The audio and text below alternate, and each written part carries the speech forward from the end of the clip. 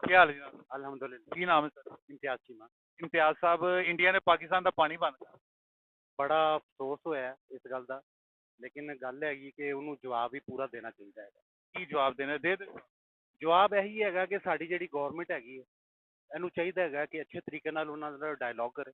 ਅਗਰ ਡਾਇਲੋਗ ਨਹੀਂ ਕਰ ਸਕਦੇ ਤਾਂ ਉਹਨਾਂ ਨੂੰ ਇੱਟ ਦਾ ਜਵਾਬ ਪੱਥਰ ਨਾ ਦੇਵੇ। ਉਹਨਾਂ ਦੀ ਜ਼ਰੂਰਤ ਕਿਵੇਂ ਹੋਈ? ਸਾਡਾ ਪਾਣੀ ਜਿਹੜਾ ਜਿਹੜਾ ਸਾਡੇ ਹਿੱਸੇ ਦਾ ਪਾਣੀ ਉਹਨਾਂ ਨੇ ਬੰਦ ਕਰ ਦਿੱਤਾ ਹੈ। ਠੀਕ ਹੋ ਗਿਆ। ਪੈਗਾਮ ਤੇ ਵੈਸੇ ਦੇ ਰਹੇ ਨੇ, ਦੋ ਇੱਕ ਦੋ ਦੋ ਦਿਨ ਦੇ ਬਾਅਦ ਪੈਗਾਮ ਤੇ ਜਾ ਰਹੇ ਨੇ। ਹੁਣ ਹਵਾਈ ਹਦੂਦ ਉਹਨੇ ਖਤਮ ਕਰ ਦਿੱਤੀਆਂ ਕਿ ਸਾਡੇ ਇੱਥੋਂ ਪਾਕਿਸਤਾਨ ਦੇ ਉੱਤੇ ਜਹਾਜ਼ ਨਹੀਂ ਜਾ ਸਕਦਾ। ਪਰ ਉਹ ਟੈਂਪਰੇਰੀ ਹੈ, ਉਹਦਾ ਤੇ ਕੋਈ ਹੱਲ ਹੀ ਕੋਈ ਨਹੀਂ ਹੈਗਾ। ਮਕਸਦ ਤੇ ਹੈਗਾ ਕਿ ਉਹਨਾਂ ਨੇ ਕੀਤਾ ਕਿ ਉਹਦੀ ਜ਼ਰੂਰਤ ਕਿਵੇਂ ਹੋਈ ਕਿ ਉਹਨੇ ਸਾਡਾ ਪਾਣੀ।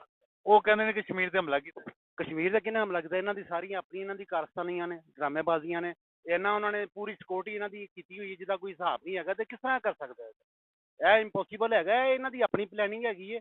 ਜਾਣ ਬੁੱਝ ਕੇ ਪਾਕਿਸਤਾਨ ਨੂੰ ਬਦਨਾਮ ਕਰ ਰਹੇ ਨੇ ਸਾਰੀ ਦੁਨੀਆ ਦੇ ਵਿੱਚ ਕਿ ਜੀ ਇਹ ਪਾਕਿਸਤਾਨ ਜਿਹੜਾ ਇਹ ਹੈ ਤੇ ਪਾਕਿਸਤਾਨ ਦਹਿਸ਼ਤਗਰਦੀ ਕਰਦਾ। ਪਾਕਿਸਤਾਨ ਕਿਸੇ ਤੇ ਪਾਕਿਸਤਾਨ ਵਰਗਾ ਤਾਂ ਮੁਲਕ ਹੀ ਕੋਈ ਨਹੀਂ ਹੈਗਾ ਪੂਰੀ ਦੁਨੀਆ ਦੇ ਵਿੱਚ। ਇਹਨਾਂ ਨੇ ਤਮਾਸ਼ਾ ਬਣਾਇਆ। ਉੱਤੋਂ ਸਾਡੇ ਹੁਕਮਰਾਨ ਉਹੋ ਜਿਹੇ ਨੇ ਜਿਹੜਾ ਜਵਾਬ ਹੀ ਨਹੀਂ ਅੱਜ ਤੱਕ ਕਿਸੇ ਨੇ ਸਹੀ ਤਰੀਕੇ ਨਾਲ ਦਿੱਤਾ ਇਹਨਾਂ ਨੂੰ।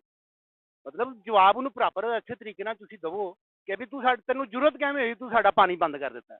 ਤਿੰਨ ਦਰਿਆ ਤੁਹਾਨੂੰ ਅੱਗੇ ਛੱਡ ਦੇਣੇ, ਤਿੰਨਾਂ ਦਰਿਆਂ ਦਾ ਤੁਸੀਂ ਫਿਰ ਪਾਣੀ ਬੰਦ ਕਰਨ ਦੇ। ਇਹ ਕੋਈ ਬਦਮਾਸ਼ੀ ਹੈਗੀ ਭਲਾ ਕੋਈ? ਇਹ ਸਾਡੀ ਗੌਰਮੈਂਟ ਨੂੰ ਮੇਰੀ ਤਾਂ ਗੁਜ਼ਾਰਿਸ਼ ਹੈਗੀ ਹੈ ਕਿ ਇਹ ਜਿਹੜੇ ਸਾਡੇ ਵਾਨੇ ਬੱਲ ਹੈਗੇ ਨੇ ਇਹ ਇੱਟ ਦਾ ਜਵਾਬ ਪੱਥਰ ਨਾ ਦੇਣ, ਇਹਨਾਂ ਨੂੰ ਲੱਗ ਸਮਝ ਆਵੇ। ਸਾਡੇ ਕੋਲ ਹਰ ਚੀਜ਼ ਹੈਗੀ ਮਾਸ਼ਾਅੱਲਾ, ਤੇ ਅਸੀਂ ਐਟਮੀ ਕੁਵਤ ਹੈਗੇ ਆ, ਹਰ ਚੀਜ਼ ਹੈਗੀ ਸਾਡੇ ਕੋਲ। ਤੇ ਫਿਰ ਵੀ ਇਹ ਇਸ ਕਿਸਮ ਦੇ ਹੱਥਖੰਡੇ ਕਰਦੇ ਹੈਗੇ ਨੇ, ਗਲਤ ਬਿਆਨੀਆਂ ਕਰਦੇ ਨੇ, ਇਹ ਕਰਦੇ ਨੇ, ਉਹ ਆਵਾਮ ਦਾ ਬੇੜਾਗਰ ਕਰਨ ਦੇ ਨੇ। ਮਹਿੰਗਾਈ ਦੇਖ ਲਓ ਤੁਸੀਂ ਕਿੱਥੇ ਚਲੇਗੀ, ਕੋਈ ਕੰਟਰੋਲ ਨਹੀਂ ਹੋਏਗਾ। ਇਹ ਸਾਰਾ ਕਸੂਰ ਸਾਡੀ ਗੌਰਮੈਂਟ ਦਾ ਹੈਗਾ। ਗੌਰਮੈਂਟ ਨੂੰ ਚਾਹੀਦਾ ਅੱਛੇ ਤਰੀਕੇ ਨਾਲ ਜਵਾਬ ਦੇ। ਚਲੋ ਮਿਹਰਬਾਨੀ ਸਰ, ਬਹੁਤ ਸ਼ੁਕਰੀਆ ਸਰ, ਬਹੁਤ ਮਿਹਰਬਾਨੀ।